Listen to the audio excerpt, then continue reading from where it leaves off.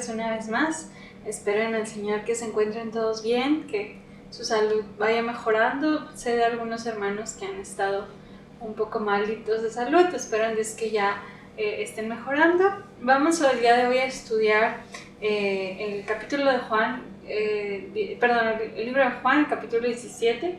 Es un pasaje que hemos visto de alguna manera, pero hoy lo vamos a ver porque es el capítulo en el que vamos.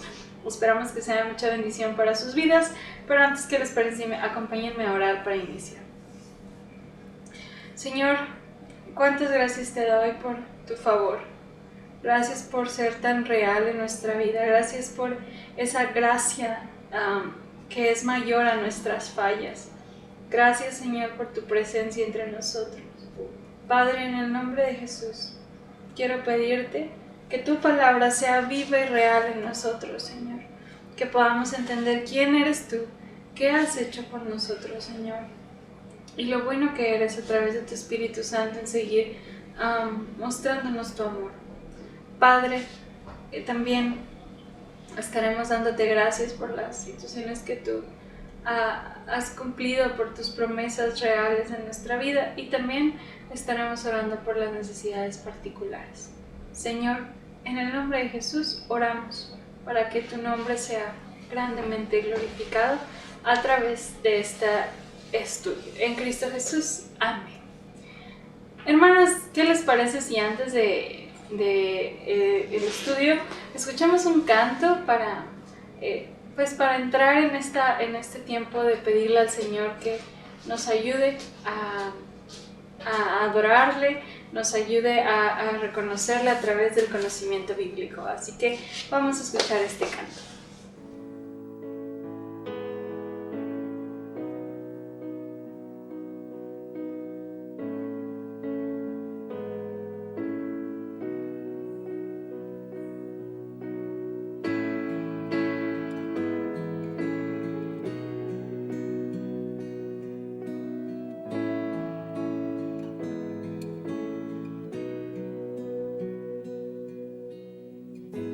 Señor,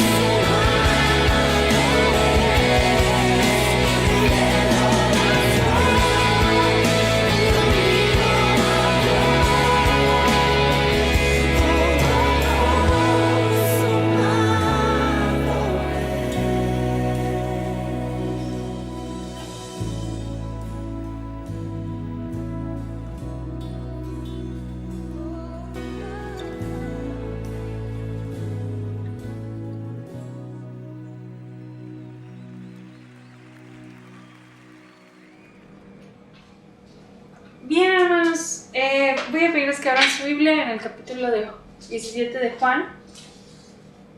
Este capítulo lo conocemos como la oración sacerdotal. Conocemos y entendemos que la función de un sacerdote era precisamente ser intermediario o ser mediador entre Dios y el pueblo, ¿verdad? Buscaba que el sacerdote pedía perdón por su pueblo y el sacerdote pedía bendición por su pueblo. Entonces, esta es la oración sacerdotal, es la oración que Jesús hace por sus discípulos. Algunos dicen que este es el capítulo más sublime de todo Juan, porque precisamente encontramos esta parte de Jesús enseñándonos a orar. Vemos a Jesús constantemente en los otros libros, incluso en Juan, enseñándonos a orar, ¿verdad? A qué es en el nombre de Jesús, cuál es nuestra actitud para llegar a la oración, ¿verdad? A pedir como Jesús pediría.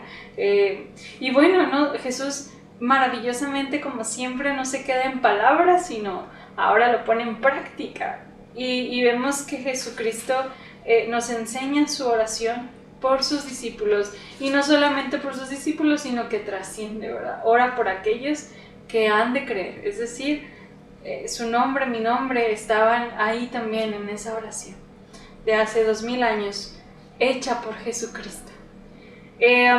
Esta oración, hermanos, podemos ver esta íntima relación con el Padre y ese amor que Jesús tenía por sus discípulos. Y bueno, no hay un consenso seguro de dónde Jesús oró. Es muy cercana esta oración a la oración del Getsemaní, pero son diferentes, no es en el mismo espacio. Algunos dicen que precisamente todos estos discursos que Jesús dio, que muestra Juan, y que los otros pasajes no, los otros pasajes se van directo de la Santa Cena al Getsemaní y del Getsemaní al arresto y a la crucifixión. Y Juan hace todo. Juan empieza desde el capítulo 13 a hablar de la Santa Cena o de la Pascua, y todos estos capítulos han sido un proceso entre el día, la cena, perdón, la Santa Cena o la Cena de Pascua y la crucifixión. Entonces, algunos quizás discursos de aquí fueron antes de eso, pero seguramente fue entre este tiempo. Pudo haber sido precisamente en el aposento alto donde tomaron la Santa Cena. Pudo haber sido, algunos dicen que esta oración la hizo en conjunto con sus discípulos, es decir, sus discípulos estaban presentes orando, no estaba aislado, no estaba solo Jesús como en el Getsemaní, sino que algunos dicen que los discípulos tuvieron la bendición de escuchar esta oración. Otros dicen que bueno, fue quizás en el patio del templo, o aún no estamos seguros, pero sí, todos los comentaristas y historiadores coinciden en que es una oración entre la Santa Cena y el arresto de Jesucristo. Antes de empezar, vamos a leer solamente los primeros 5 versículos. Vamos a ver por el primer tiempo de oración de Jesús, y que nos enseña a nosotros también. Dice así, estas cosas habló Jesús, y levantando los ojos al cielo dijo: Padre, la hora ha llegado, glorifica a tu Hijo, para que también tu Hijo te glorifique a ti, como le has dado potestad sobre toda carne, para que dé vida eterna a todos los que le diste. Y esta es la vida eterna, que te conozcan a ti, el único Dios verdadero, y a Jesucristo a quien has enviado. Yo te he glorificado en la tierra, he acabado la obra que me diste que hiciese. Ahora pues, Padre, glorifícame tú al lado tuyo con aquella gloria que tuve contigo antes que el mundo fuese. Ok, la primera parte de esta petición de Jesús es la glorificación del Padre y la glorificación del Hijo también, la glorificación de Él. Y es bien interesante pensar en la glorificación de Jesús. Vamos a verla durante casi todo el pasaje. cuando pensamos en gloria, en gloriarse, en glorificarse, pensamos como en algún deseo de ser reconocido en un sentido vanidoso, en un sentido de reconocimiento pleno, de admiración.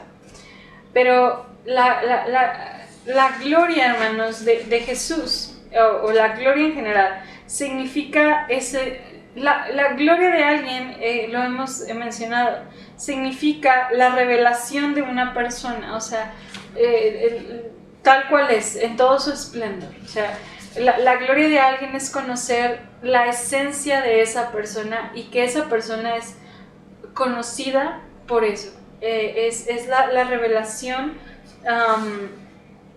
de su persona. Es decir, la gloria, por ejemplo, mi esposo tiene muchas, creo, pero yo considero que su paciencia, su inteligencia, esa parte de esa esencia. Y cuando pensamos en la glorificación de Jesús, a lo mejor pensamos en cosas increíbles, pero bíblicamente, hermanos, la glorificación de Jesús, la forma en que vamos a poder ver y conocer a Jesús es a través de la redención de la humanidad. Y la redención de la humanidad fue a través de la crucifixión. Es decir, la gloria de Jesús, irónicamente, fue la cruz. La esencia de Jesucristo, de quién es Él, se vio en la cruz. ¿Qué vemos en la cruz? Vemos amor, perdón, vemos muchas cosas de su esencia. Y la glorificación del Hijo, o sea, el reconocer a Jesús, el que Jesús se dio a conocer cómo es Él, obviamente va a dar gloria al Padre. Vamos a conocer, Jesús mismo decía, el que me ha visto a mí, ha visto al Padre. Es decir, la misma esencia de amor, de perdón, de misericordia que hay en Él, es la misma que existe en el Padre. Están íntimamente relacionadas. Otra vez, la gloria es aquella revelación de nuestra persona que da a conocerse públicamente quiénes somos realmente. Y entonces la máxima gloria de Jesús, o sea, la máxima forma de expresión, de revelación de Jesucristo fue la cruz, fue el sacrificio de Jesús. Y Jesús sigue orando, ¿verdad? Y vemos aquí cómo le dice, tú me has dado potestad, la autoridad que Dios le dio al Padre, Dios Padre le dio al Hijo, porque vemos en esta oración esta posición de Jesús como Hijo. Aun cuando tienen la misma autoridad, son la misma esencia, ellos tienen un rol que seguir. Y aquí, hermanos, vemos esta maravillosa obediencia de Jesús de someterse al Padre, aun cuando Él tiene toda el mismo poder y la misma autoridad, pero Él conoce su lugar y su rol. Y si nosotros tuviéramos esta actitud en todo lo que hacemos, el saber nuestro lugar y el que a lo mejor pudiéramos no sé, nuestros derechos, reclamarlos y estar por encima, Jesús conocía su rol y se somete al Padre. Y aquí reconoce que la autoridad que Dios Padre le dio a Jesús para venir al mundo fue para hacer juicio, pero también para dar vida eterna. O sea, el regalo que el Padre le dio al Hijo para darnos a nosotros fue el juicio, pero en ese juicio también la vida eterna.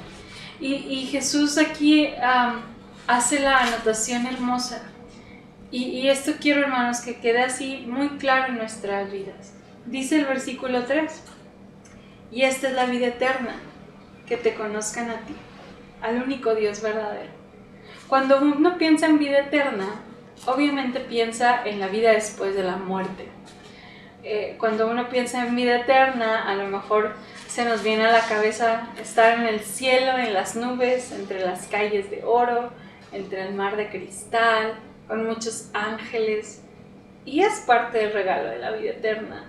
Pero Jesús aquí afirma, esta es la vida eterna, que te conozcan a ti. Es decir, hermanos, si nosotros conocemos al Señor, si estamos en sus caminos, si vamos avanzando, la vida eterna ya comenzó aquí. no es que tengamos que esperar a morir para disfrutar de una vida eterna.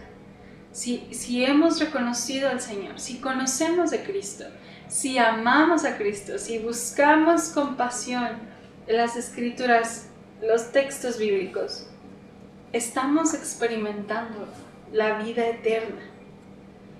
Jesús define la vida eterna en un conocimiento de Dios y de su Hijo, no en un lugar específico, no en un tiempo específico, no en una situación específica. La vida eterna es que conozcamos a Dios. La vida eterna empieza en el conocimiento del Padre, no solamente en... La vida eterna, digamos, en su plenitud la viviremos el día que muramos, pero podemos experimentar la vida eterna hoy, porque el conocer al Padre es la vida eterna. Y es muy, muy hermoso, hermanos, porque Jesús no estaba diciendo, o no se refiere a un conocimiento pleno, ni a un gran reconocimiento del Padre, sino al aprender a conocer. Es decir, la vida no es un conocimiento perfecto del Padre o del Hijo, sino un conocimiento creciente. Gracias a Dios damos, porque Él nos requiere pleno conocimiento, que tengamos pleno conocimiento para obtener salvación, sino nos da la oportunidad de ir creciendo en este conocimiento. Esta, hermanos, es la vida eterna. Y hermanos, vemos aquí cómo Jesús vuelve a decir: yo te he glorificado en la tierra, es decir, yo he dado a conocer quién eres, cuál es tu esencia en la tierra, y he acabado la obra que me diste. Jesús ya estaba viendo como hecha la obra que Él iba a hacer. Y dice: ahora pues glorifícame tú, o sea, es decir, que tu gloria sea conocida a través de mí, a través de este sacrificio que Jesús iba a hacer. Muy bien, ahora vamos a leer, hermanos, los versículos del 6 al 19, que vemos aquí cómo Jesús ora por sus discípulos. Así que acompáñenme a leerlo. Dice: he manifestado tu nombre a los hombres que del mundo me diste. Tuyos eran y me los diste, y han guardado tu palabra. Ahora han conocido que todas las cosas que me has dado proceden de ti, porque las palabras que me diste les he dado, y ellos las recibieron y las han conocido verdaderamente, que salí de ti y han creído que tú me enviaste. Yo ruego por ellos, no ruego por el mundo, sino por los que me diste, porque tuyos son. Y todo lo mío es tuyo y lo tuyo mío, y he sido glorificado en ellos. Y ya no estoy en el mundo, mas estos están en el mundo. Y yo voy a ti, Padre Santo, a los que me has dado. Guárdalos en tu nombre para que sean uno, así como nosotros. Cuando estaba con ellos en el mundo, yo los guardaba en tu nombre. A los que me diste yo los guardé, y ninguno de ellos se perdió, sino el hijo de perdición, para que la escritura se cumpliese. Pero ahora voy a ti, y hablo esto en el mundo, para que tengan mi gozo cumplido en sí mismos. Yo les he dado tu palabra, y el mundo los aborreció, porque no son del mundo, como tampoco yo soy del mundo. No ruego que los quites del mundo, sino que los guardes del mal. No son del mundo, como tampoco yo soy del mundo. Santifícalos en tu verdad. Tu palabra es verdad. Como tú me enviaste al mundo, así yo ahora los he enviado al mundo. Y por ellos yo me santifico a mí mismo, para que también ellos sean santificados en la verdad. Está así como medio trabalenguas la oración, pero me gustó las 5 peticiones por las que Jesús oró por estos discípulos, y que incluso, hermanos, si tienen que anotar, anoten, porque esto que Jesús hizo nos puede ayudar para orar por aquellos que amamos. Y es bien interesante, hermanos, hablar de este sentido de pertenencia que tenemos en Cristo. Ciertamente, todos los seres humanos pertenecemos a Dios en un sentido general, porque Él es el Creador. Pero los que responden en fe son propiedad de Él, por nacimiento físico y espiritual. Y bueno, El primer aspecto que vemos que Jesús hace o pide al Padre por sus discípulos es porque es la pertenencia precisamente. Jesús ora por ellos porque le pertenecen al Señor y son parte de Él. Entonces, un discípulo, hermanos, no solamente los 12, sino entendemos que un discípulo es una persona que se ha dado cuenta que su vida no le pertenece, que le pertenece a Cristo. Un discípulo es aquel que ve a Dios en Cristo y sabe que no hay nadie que sea una misma cosa con Dios excepto Jesús. O sea, la característica de los discípulos, y Jesús oraba por aquellos que han creído que Cristo era Dios mismo y que Jesús había venido de Dios y que Dios mismo encarnó, se hizo hombre para venir a morir por nuestros pecados, para perdonarnos, para salvarnos. Y que a lo mejor estos discípulos todavía no entendían muchas cosas, pero sí habían entendido que Jesús era el Hijo de Dios y que era Dios mismo. Un discípulo también es una persona que obedece. El discípulo que obedece la palabra como la recibe en Jesús. Un discípulo es aquel que se somete al magisterio de Jesús. Mientras queramos seguir haciendo lo que queramos, no podemos ser discípulos. Un discipulado implica sumisión. Jesús oraba por aquellos que habían decidido seguirle y obedecer la voz del Padre. Jesús estaba orando por aquellos hombres que habían decidido dejar sus barcas, dejar sus redes, dejar su vida de antes y obedecer la voz de sígueme. Y un discípulo es alguien que ha elegido nuevamente seguir a Cristo. Aquí hay una parte que confunde mucho porque dice Jesús a los que tú me has dado, o sea, se escucha muy de la doctrina que nosotros no creemos, que es de la predestinación, que Dios elige a unos para salvación y elige a otros para perdición. Ciertamente las personas que pertenecen a Jesús le han sido dadas por Dios. Dios conoce todo, pero no quiere decir que Dios destinó a algunas personas para que fueran sus discípulos y a otras para que rechazaran ser discípulos. Me gusta mucho como dice Barclay, dice, piense en ello de este modo. Un padre tiene grandes sueños acerca de sus hijos. Se forja un plan de futuro para él, pero el hijo puede rehusar ese plan y seguir su propio camino. Esa es la situación, es decir, el Señor ha hecho el plan para todos porque Dios quiere que todos procedan al arrepentimiento y la palabra no lo dice, pero nunca olvidemos o nunca perdamos de vista, obviamente, el libre albedrío. Y Jesús oraba por aquellos, en este caso sí, más presenciales, por aquellos que habían entendido quién era Jesús, le habían dicho que sí, habían obedecido su voz. Entonces vemos que la oración por los discípulos, por aquellos que habían decidido seguir a Jesús. Y Jesús, la segunda situación el segundo aspecto que vemos en esta oración es que Jesús se iba a ir. Jesús va al Padre y los iba a dejar con una tarea. Entonces necesitaba obviamente interceder por ellos porque Jesús aquí vemos el corazón de Padre hermoso porque dice en varias ocasiones, yo me voy a ir, pero ellos se van a quedar aquí y el mundo es terrible, cuídalos, líbralos, ¿verdad? Ellos tienen una misión en este mundo y yo me voy a ir, así que por favor ayúdalos. Esa era la oración. La urgencia de la oración se debe a su partida. Y Jesús casi está hablando como si ya no estuviera.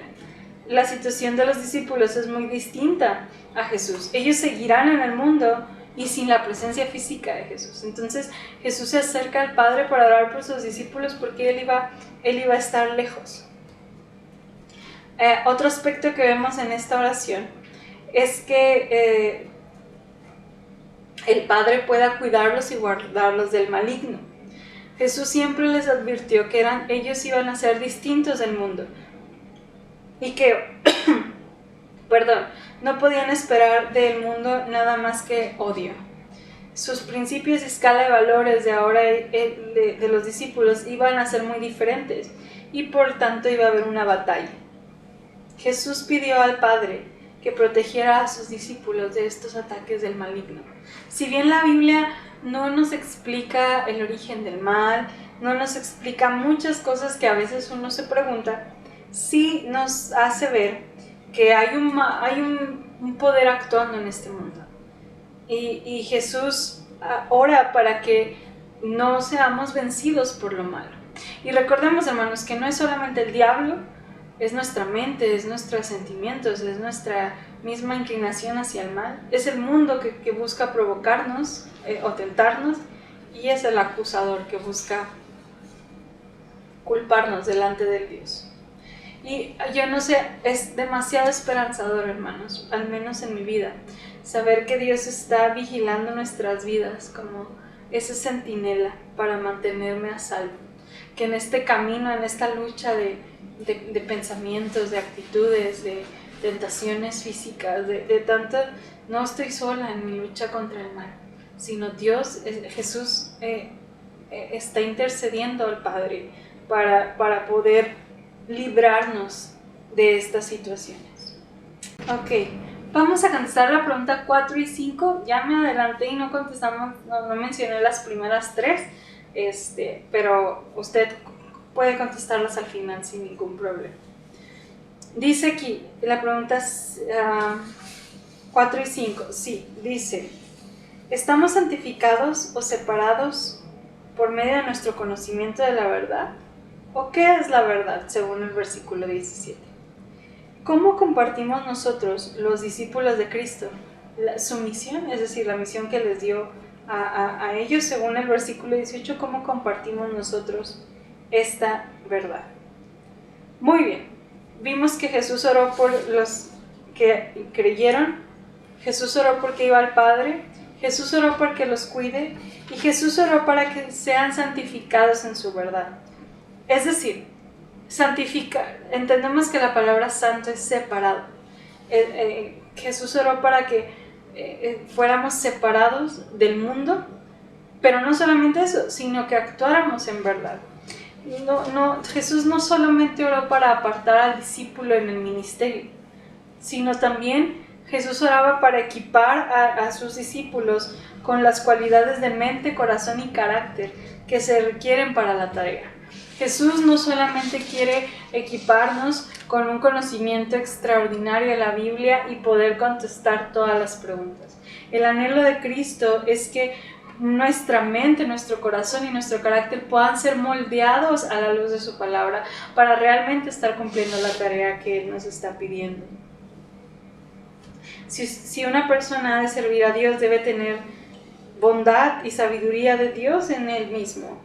El que ha de servir al Dios santo tiene que también ser santo. Debemos recordar que Dios nos ha escogido y consagrado para un servicio especial, que es amarle y obedecerle y traerle a otros para que hagan lo mismo. Y Dios no nos deja a merced de nuestros propios recursos, sino nos ayuda con su gracia para esta tarea, ¿sí? Vemos que Jesús pide al Padre que seamos transformados y apartados a través de la verdad bíblica, no a través de ideas o de pensamientos o de reprimirnos o de cumplir todo un estatuto como los fariseos, sino que las Escrituras, por medio de su Espíritu Santo, transformen nuestra mente, corazón y carácter.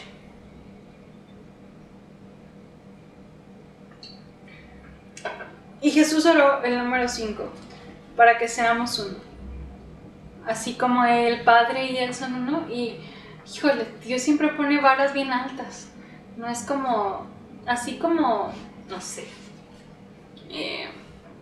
algún ídolo, no. Nunca puso un ejemplo sencillo, siempre puso la vara muy alta, así como tú y yo somos uno, que tenemos el mismo plan, queremos lo mismo, vamos hacia lo mismo. que nos amamos, que nos apoyamos, así, para que tengan gozo completo. Jesús pidió por la unidad. Donde hay división o exclusividad o competencia, la causa del cristianismo está en peligro y la oración de Jesús es frustrada. No se puede predicar el evangelio en una congregación que no tiene una compañía, que no viven en unidad. Iglesias en competencia no pueden evangelizar al mundo en serio. Jesús pidió que sus discípulos fueran tan realmente una sola cosa como Él y el Padre.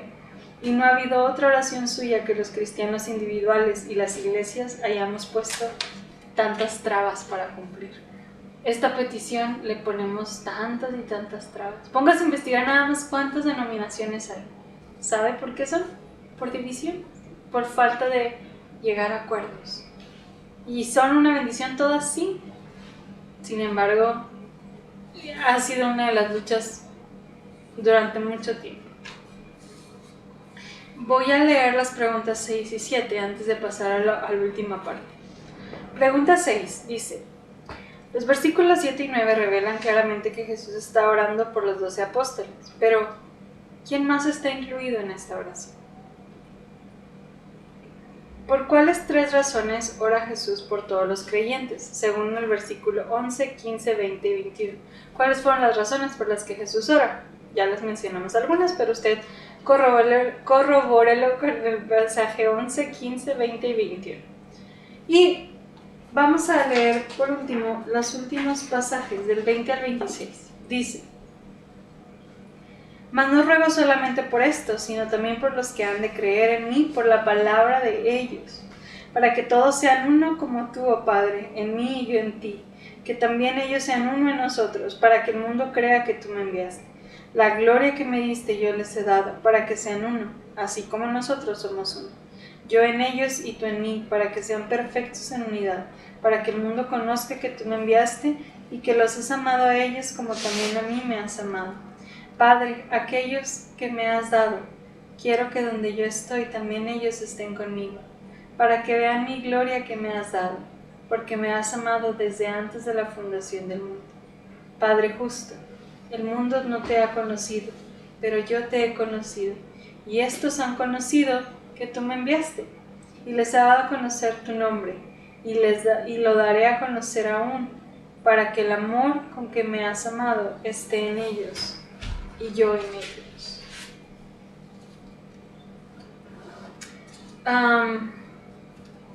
Ahora la oración de Jesús se remonta para contemplar al futuro, los países, y ora por por todos en los que en la tierra, en diferentes tierras, edades todavía lejanas, llegarán a conocer y aceptar el Evangelio, que empezó en ese puñadito que estaba orando. Y se esparció de tal manera que usted y yo hoy creemos en esto. Éramos parte de esta oración. Este pasaje debería sernos precioso, porque en él vemos a Jesús orando por usted y por mí.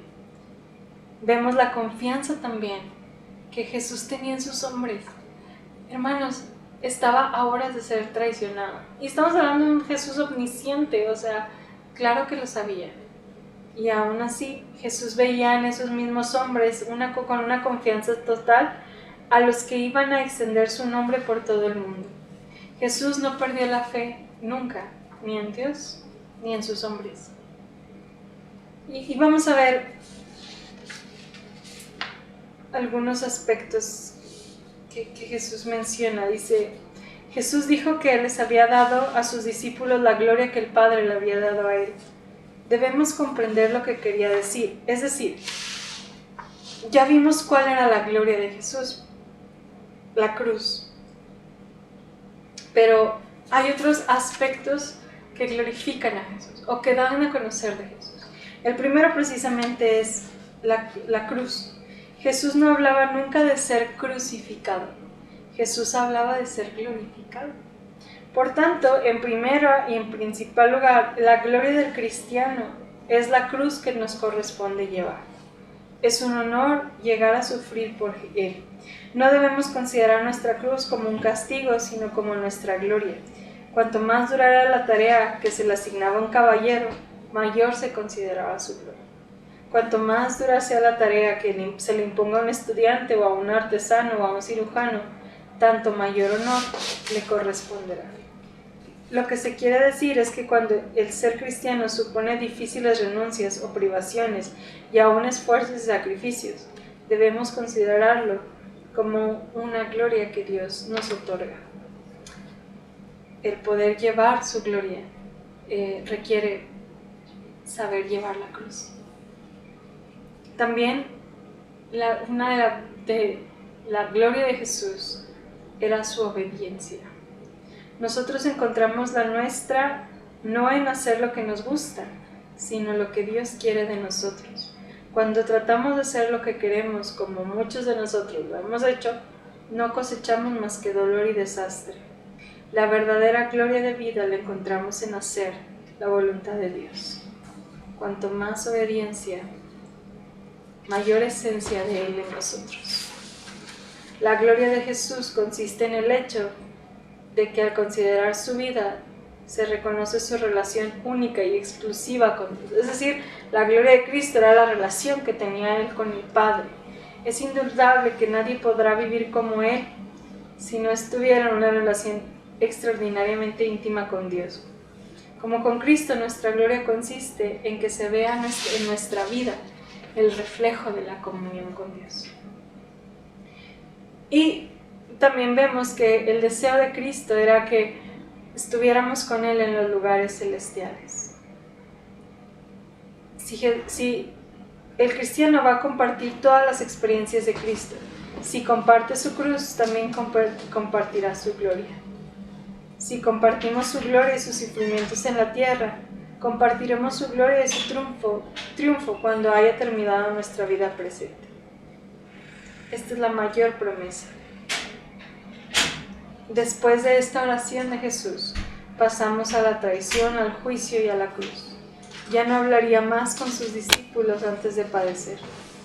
Es maravilloso y precioso recordar que inmediatamente antes de aquellas terribles horas, sus últimas palabras no fueron de desesperación, sino de gloria. Vamos a la última pregunta que dice, a las últimas dos preguntas. Si somos discípulos verdaderos de Cristo, no somos de este mundo, según 1 Juan 2, 15 al 17. Si no somos de este mundo, así como Cristo no era de este mundo, ¿cómo debemos esperar que el mundo reaccione ante nosotros? Versículo 14. Al final de la oración de Jesús, es especialmente evidente que Él no está lamentando la cruz, sino al contrario, que está esperando con interés para sí mismo y para nosotros, según el versículo 24. Hermanos, yo creo que una de las palabras más esperanzadoras que encontramos en la Biblia es saber que Jesús intercede por nosotros. Que si yo me puedo olvidar de orar por mis ovejas, si usted siente que nadie ora por usted o nadie está al tanto de usted, hay un sumo sacerdote que intercede por nosotros, por misericordia, porque Dios nos libre del mal, porque seamos santificados en su verdad. A nosotros solamente nos toca conocer su palabra, tener esa comunión con el Señor y que el Señor obre en nosotros para dar gloria, para darlo a conocer, para que Él sea famoso a través de cómo lo reflejamos nosotros. La gloria que Dios le dio al Padre, que el Padre le dio al Hijo para que lo conociera, ahora nos es dada a nosotros a través de Jesús, por medio de su Espíritu, para dar a conocer quién es Él. Seamos personas prestas para ser moldeadas, para que la gloria de Dios, la personalidad, la esencia de Dios sea y se vea reflejada en nosotros. Hermanos, antes de orar me gustaría solamente dar gracias. No me mandaron peticiones de oración, solamente el hermano Abraham nos manda a decir que está agradecido por sus padres y por su hermano Ramón. Supongo que su salud ha mejorado, entonces damos muchas gracias a Dios. También hay algunos hermanos de nuestra iglesia que reportan mejoría en su salud y damos muchas gracias también por ello. Solamente me gustaría, hermanos, pedirles dos cosas personales como familia pastoral. La primera es que ustedes saben que hoy justamente, bueno, hoy grabamos, hoy 16 de julio,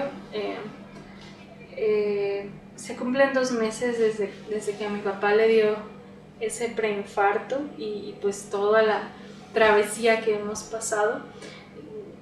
Después de que mi papá le dio COVID, se infectó, quedó un poco de temor en él de regresar al hospital y es totalmente entendible.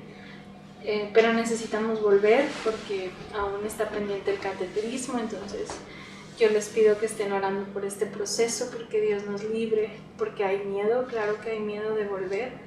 Entonces les pido que estén orando, hermanos, por mi padre, por nosotros, porque pues lo más probable es que volvamos a estos tiempos de hospital. No sabemos cuándo, a lo mejor en meses, todavía no sabemos, pero pues que el Señor nos prepare, ¿verdad? Y que Dios nos libre de un segundo contagio o algo así. La segunda petición, hermanos, es referente a Pablo. Ustedes saben que estuvo conmigo todo el mes, gracias a Dios sus jefes se han portado muy amables con nosotros, fueron muy comprensivos con la situación de aislamiento.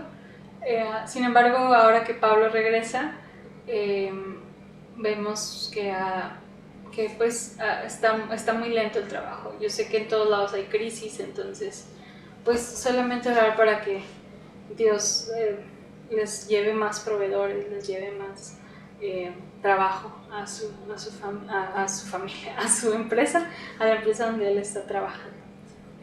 Les ruego eso como petición personal. Y pues permítanme orar para agradecer al Señor por este tiempo. Sí, vamos a orar. Señor, gracias por tu favor. Nuestra oración nunca se va a comparar a tu oración sacerdotal, tan llena de amor y de cuidado por nosotros, tan llena de comprensión y paciencia. Señor, en el nombre de Jesús yo quiero pedirte que tú obres y que estas promesas, Señor, y estas palabras de ternura que diste por nosotros, Señor, que rogabas por nosotros, para que fuéramos santificados en tu verdad, para que nos libres de mal, sean hechas en nosotros, Señor.